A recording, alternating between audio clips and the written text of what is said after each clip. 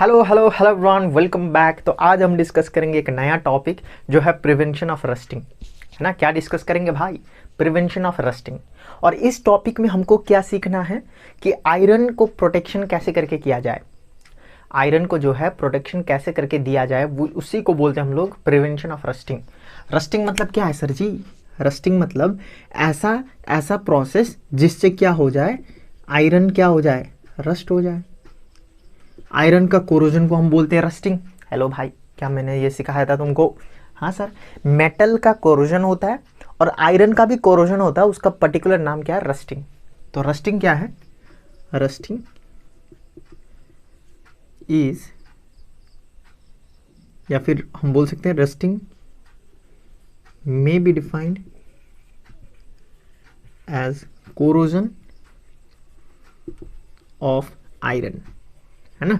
Tarnishing of iron surface को हम rusting बोलते हैं और मेटल सरफेस को कोरोजन। कोरोजन एक जनरल टर्म है जो हर मेटल के लिए यूज कर सकते हैं और आयरन के लिए स्पेसिफिकली हम बोलते हैं रस्टिंग।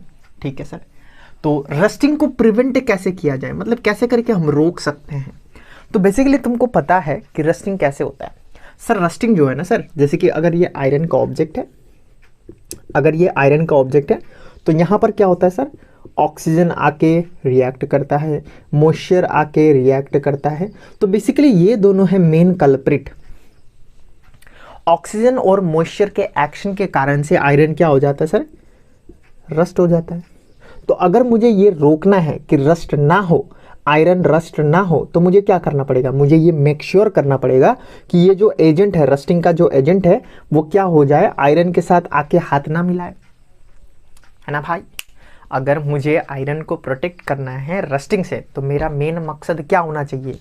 मेरा मेन मकसद ये होना चाहिए कि ये जो ऑक्सीजन है, वाटर है, वो क्या हो, आयरन के कांटेक्ट में ना आए, तो मैं अपना आयरन को बचा सकता हूँ। समझ में आ रहा है क्या? तो कैसे करके कर सकते हैं सर? हम यहाँ पर कुछ बैरियर लगा सकते हैं क्या सर? कैसे सर? पेंटिंग करके, है ना, पेंटिंग करके। या फिर हम क्या कर सकते हैं, ऑयल भी लगा सकते हैं, ऑयलिंग कर सकते हैं, पेंटिंग ऑयलिंग भी कर सकते हैं, ग्रीजिंग भी कर सकते हैं। अरे भाई, ग्रीजिंग भी कर सकते हैं। तो ये तो तीन एकदम, है ना, किफ़ायती मेथड हो गया जिससे हम रस्टिंग को क्या कर सकते हैं, प्रिवेंट कर सकते हैं। तो यहाँ लिख सकते हैं some method for preventing rusting are as follows. लेकिन तुम्हारे दिमाग में इतना तो फिट होना चाहिए, इतना तुम्हारे को पता होना चाहिए कि ये जो है रस्टिंग सर जी, रस्टिंग का मेन कल्प्रिट कौन है, रस्टिंग कौन कराता है सर? ये दोनों है सर। और रस्टिंग मतलब क्या है? आयरन का जो सरफेस है उसको टार्निश कर देता है, बेकार कर देता है, आयरन को वेस्ट बना देता है, वीक बना देता है।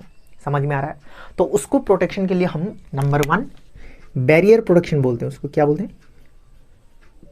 Barrier protection. और बैरियर प्रोटेक्शन के अंदर ये 3 आता है भाई, जिसको हम बोलते हैं नंबर 1, इसमें इंक नहीं है,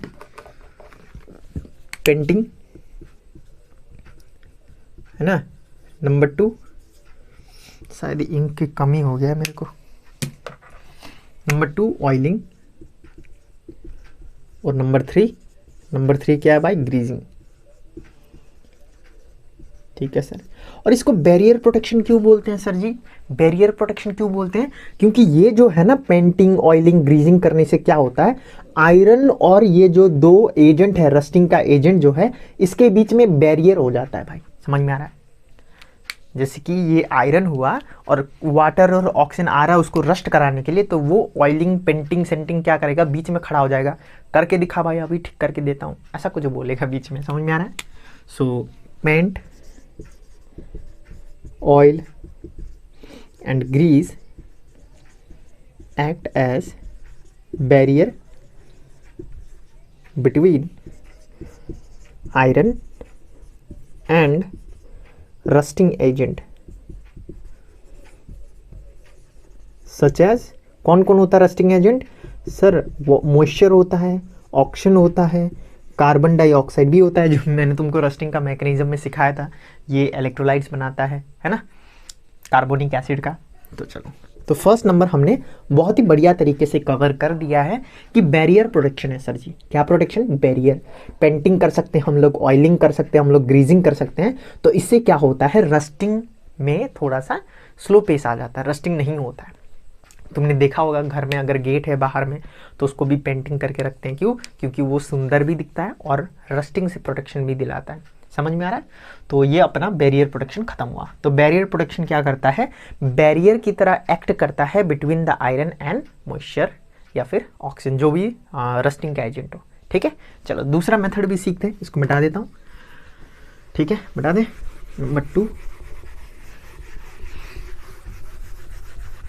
number two metal coating. Number two क्या है भाई? Metal coating. मेटल कोटिंग, ये मेटल कोटिंग क्या है सर जी? अरे यार, रस्टिंग को प्रिवेंट करने का बढ़िया तरीका क्या हो सकता है सर जी? अगर ये आयरन है तो ये तो रस्ट होगा, इसका जन्मसिद्ध अधिकार है। किससे सर? ये कभी मॉइस्चर के साथ दोस्ती करेगा, कभी ऑक्सीजन के साथ दोस्ती करेगा। ये दोनों मेन इसको बिगाड़ने में लगा रहता है। तो इसको प्रोटेक्ट कौन करता है? मम्मी है ना, वो इसको प्रोटेक्ट करता है, बोलता है दोस्तों के साथ मत घूमो वरना बिगड़ जाओगे। चलो, तो ये बैरियर हमने सबसे पहले क्या सीखा? बैरियर, जिसमें पेंट होता है, ऑयल होता है, ग्रीजिंग होता है। अब बैरियर में हम दूसरा भी कर सकते हैं कि in place of putting some barrier we can use metal coating. हम लोग यहां पर किसका कोटिंग कर देते हैं? मेटल का कोटिंग। मेटल कोटिंग कर सकते हैं। क्या कर सकते हैं? Metal coating. ये तो लिख दिया है, मेटल कोटिंग। और मेटल कोटिंग मतलब क्या है? आयरन के ऊपर किसी और मेटल का लेयर लगा देना। समझ में आ रहा है क्या तुमको? मेटल कोटिंग मतलब क्या है? आयरन के सरफेस के ऊपर कोई और मेटल का लेयर लगा देना, जिसमें एक प्रोसेस होता है गैल्वेनाइजिंग। गैल्वेनाइजिंग, नाम सुनो कितना बढ़िया है, गैल्वेनाइजिंग। ठीक है, ये जो गैल्वेनाइजिंग प्रोसेस है, इसमें क्या होता है ना, इसमें हम क्या कर सकते हैं?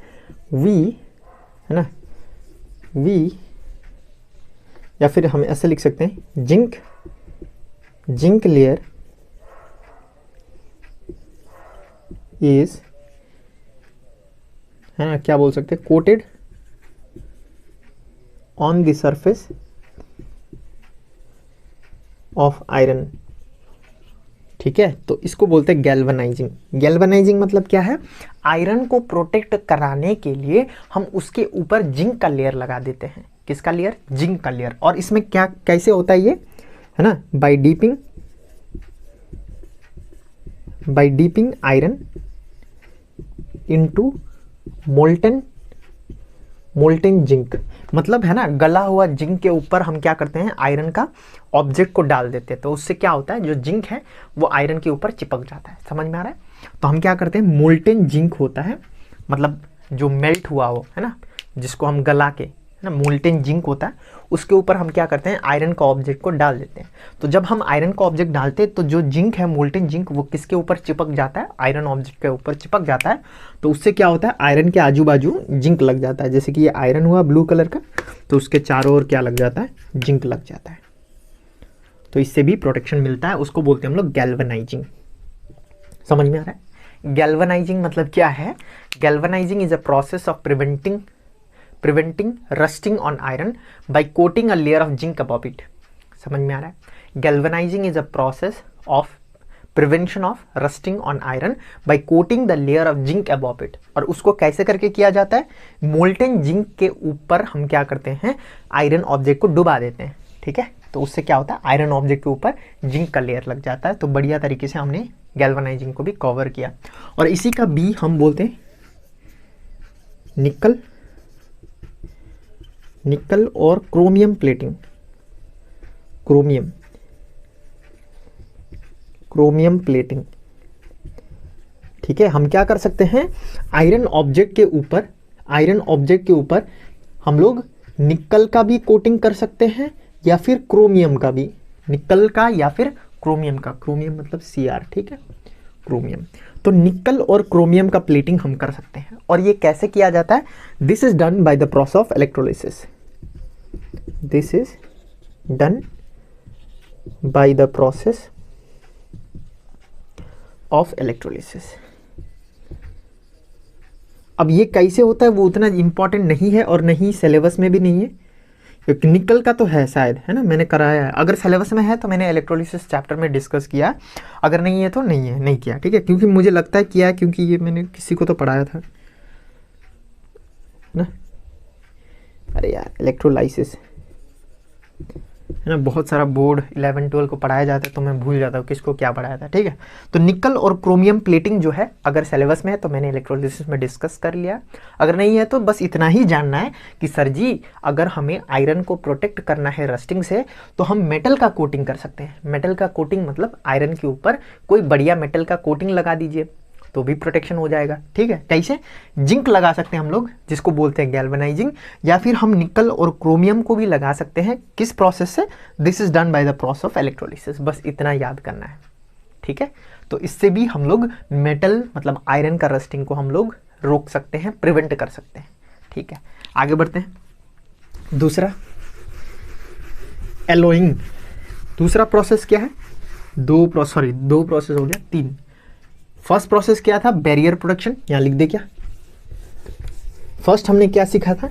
मत भूलना भाई, सर जी बैरियर प्रोडक्शन। बैरियर प्रोडक्शन जिसमें हमने क्या सीखा? पेंटिंग, ऑयलिंग, ग्रीजिंग, ऐसे करके शॉर्ट नोट्स बनाना होता है तुमको। पहले तो फुल नोट्स बनाओ बढ़िया चैप्टर का, ठीक है, लेकिन जब चैप्टर खत्म हो जाएगा तुम 3-4 बार रिवाइज कर लोगे नोट्स को जो मेरा पढ़ाया हुआ है, उसके बाद तुम जब अपना नोट्स बनाओगे तो ऐसे करके बनाना पड़ेगा ताकि एग्जाम के एक दिन आगे पूरा बुक तुम रिवाइज कर सको। बैरियर प्रोडक्शन में पेंटिंग, ऑयलिंग, ग्रेजिंग।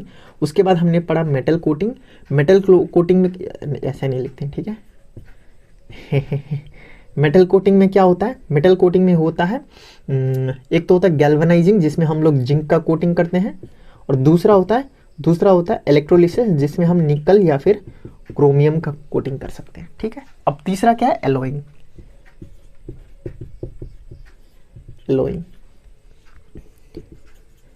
एलोइंग मतलब क्या है? अरे यार, bye mixing iron with other metal like, किसके साथ हम जोड़ सकते हैं भाई? हम जोड़ सकते हैं निकल के साथ, हम जोड़ सकते हैं क्रोमियम के साथ, ठीक है। और आयरन का एक बढ़िया आयरन निकल क्रोमियम, इसको अगर हम जोड़ते हैं तो बढ़िया एक बनता है एक एलॉय जिसको हम बोलते हैं स्टेनलेस स्टील। चेक कर ले क्या एक बार ठीक लिखा है कि नहीं? ठीक है, चलो। तो जब हम आयरन को क्या करते हैं? मिक्स करते हैं निकल क्रोमियम के साथ तो बनता है क्या? Stainless steel.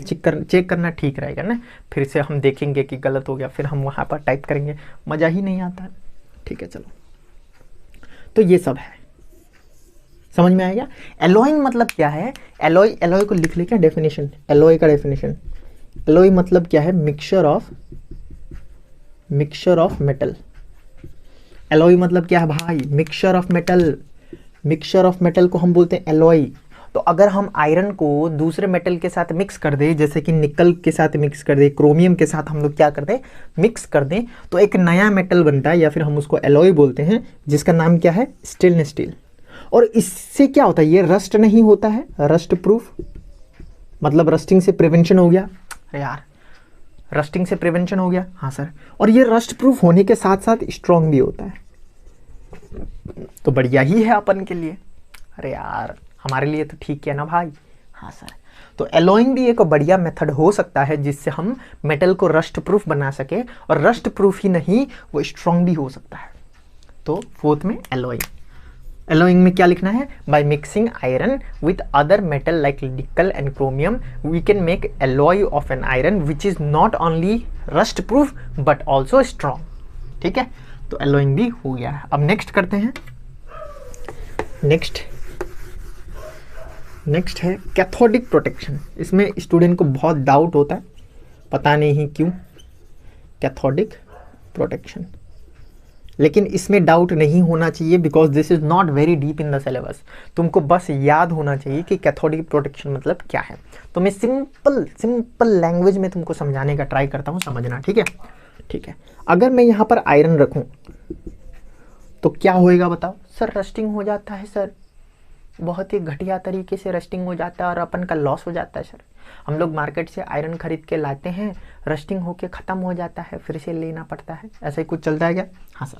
तो अगर मुझे आयरन को रस्टिंग से बचाना है तो मैं ये कर सकता हूँ, इसमें पेंट लगा सकता हूँ, ऑयलिंग कर सकता हूँ, ग्रीजिंग कर सकता हूँ, गैल्वेनाइजिंग कर सकता हूँ, या फिर निकल और क्रोमियम का कोटिंग कर सकता हूँ, या फिर मैं इसका एलॉइंग कर सकता हूँ। सर इसको छोड़ के कोई और तरीका है क्या सर जिसमें हमें इसमें पेंटिंग वेंटिंग ना करना पड़े, ऑयलिंग वॉयलिंग ना करना? हाँ भाई, कैथोडिक प्रोटेक्शन है। क्या है?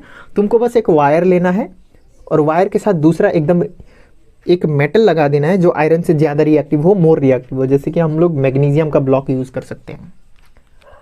ठीक है सर, समझ में आया? कैथोडिक प्रोटेक्शन मतलब हमको क्या करना है। क्या हो गया, मेरा आँख को दर्द कर रहा है। तो कैथोडिक प्रोटेक्शन मतलब क्या है? आयरन को हम क्या करते हैं, कोई भी मोर रिएक्टिव मेटल जो आयरन से ज़्यादा रिएक्टिव हो उसको जोड़ देते हैं। सर इससे क्या होता है? तुमने रस्टिंग का मैकेनिज्म देखा है क्या भाई, कि ऐसे ही मुंह उठा के ये लेक्चर देखने आ गए हो? रस्टिंग का मैकेनिज्म में सीखा था ना कि आयरन जो है वो 2 इलेक्ट्रॉन लूज करके Fe2+ बनाता है और रस्टिंग में पार्टिसिपेट करता है। हाँ सर। ये क्यों कर रहा है? इलेक्ट्रॉन डोनेट काहे कर रहा है ये बताओ? ये मज़ा आता है इसको इसीलिए? हाँ, मेटल है ना भाई तो अपना काम कर रहा है, मेटल है, महान है, तो इलेक्ट्रॉन डोनेट ना करेगा? रिकॉर्डिंग हो रहा है कि हम ऐसे ही बड़बड़ाई जा रहे हैं? हो रहा है रिकॉर्डिंग। मेटल है, महान है, तो इलेक्ट्रॉन डोनेट ना करेगा, चुपचाप से थोड़ी बैठेगा। हाँ सर, सही बात है सर। लेकिन यहाँ पर अगर यहाँ पर ये ज़्यादा दिमाग लगा के बोलेगा कि सर जी हम तो आयरन है, हम अपना काम करेंगे, Fe2+ बनाएंगे, तो मैग्नीशियम जो है इसको टपली मार देता है। इतना बड़ा हो गया तू आयरन, ऐसा कुछ बोलेगा मैग्नीशियम इसको। क्यों? क्योंकि जो मैग्नीशियम है वो आयरन से ज़्यादा रिएक्टिव होता है। तो जब आयरन ऐसा करने का कोशिश करता है, मैग्नीशियम इसको टपली मार देता है। बुड़बक, यहाँ पर तुम्हारा पापा बैठा है इधर, तुम महान बनेगा, ऐसा कुछ टपली मार के बता देता है। क्यों? क्योंकि मैग्नीशियम जो है, magnesium is more reactive than iron. तो मैग्नीशियम बोलेगा तुम काहे देगा इलेक्ट्रॉन, हम देगा। तो यहाँ पर जो है मैग्नीशियम जो है वो 2 इलेक्ट्रॉन लूज करके Mg2+ बनाता है और रस्टिंग में पार्टिसिपेट करता है। तो इसके चक्कर में आयरन रस्ट नहीं होता है, magnesium block get corrode. Rusting नहीं बोलेंगे, मैग्नीशियम को रस्ट नहीं बोलेंगे, कोरोड बोलेंगे, कोरोजन होएगा। ठीक है, मैग्नीशियम क्या होने लगेगा, कोरोजन होने लग जाएगा। मैग्नीशियम में कोरोजन होके मैग्नीशियम कोरोड हो जाएगा और आयरन चमकता हुआ ही रहेगा। ठीक है, समझ में आया भाई तुमको? हाँ सर, समझ में आया। लेकिन इसके बदले ये क्यों? क्योंकि ये कनेक्टेड है ना भाई, इलेक्ट्रोकेमिकल सेल है तो ये कनेक्टेड है, तो ये दोनों आपस में मिलके ही काम करेगा। ठीक है, जैसे कि फॉर एग्जांपल अगर किसी के साथ कनेक्ट ना हो तो आयरन क्या करता है, Fe जो है 2 इलेक्ट्रॉन लूज करके Fe2+ बनाता है। बताओ ये रिएक्शन क्या है? सर ये रिएक्शन जो है वो ऑक्सीडेशन है। कैसे पता चला यार? सर हमने बहुत ही एकदम सीखा हुआ है कि ऑक्सीडेशन मतलब लूज ऑफ इलेक्ट्रॉन, तो यहाँ पर इलेक्ट्रॉन का लूज हो रहा है तो ये ऑक्सीडेशन है। चलो बताओ ये कैथोडिक है कि एनोडिक है? सर हमने सीखा है कि ये जो रस्टिंग है वो नया आलू है, आपने बताया था रस्टिंग का मैकेनिज्म में। सो नया आलू। सर ऑक्सीडेशन हो रहा है मतलब ये एनोड है, तो यहाँ पर iron is acting like anode. तो जब हम आयरन को किसी के साथ कनेक्ट नहीं करते ना भाई, कहानी सुनो तब समझ में आएगा तुमको। आयरन को जब हम किसी के साथ कनेक्ट नहीं करते, तो iron act as anode and participate in rusting. समझे? लेकिन जब हम आयरन को मैग्नीशियम के साथ कनेक्ट करते हैं तो ये लूज नहीं करता है, ये लूज करता है। ठीक है, तो ये क्या हो जाता है, एनोड हो जाता है, क्योंकि ये अब इलेक्ट्रॉन लूज कर रहा है तो यहाँ पर ऑक्सीडेशन हो रहा है। और अगर ये ऑक्सीडेशन हो रहा है तो अकॉर्डिंग टू नया आलू, ऑक्सीडेशन मतलब एनोड, ये एनोड हो जाएगा और ये क्या हो जाएगा, कैथोड। और कैथोड का प्रोटेक्शन कर रहा है यहाँ पर, तो इसीलिए इसको बोलते हैं हम लोग कैथोडिक कैथोडिक प्रोटेक्शन, ठीक है, कैथोड का प्रोटेक्शन, स्पेलिंग देख लेना भाई तुम ठीक से। लेकिन क्या सर हमें एकदम से पूरा ही आ जाना चाहिए? नहीं, नहीं जरूरत है भाई, ठीक है। तुमको इतना ज़्यादा एकदम डिटेल में नहीं लिखना एग्जाम में कभी भी, क्योंकि नहीं पूछता है, ये हायर क्लासेस में होता है, ठीक है। लेकिन मैंने तुमको बता दिया कि ऐसा क्यों होता है। तुमको बस इतना लिखना है कि कैथोडिक प्रोटेक्शन क्या है। Iron can be protected from rusting bye connecting it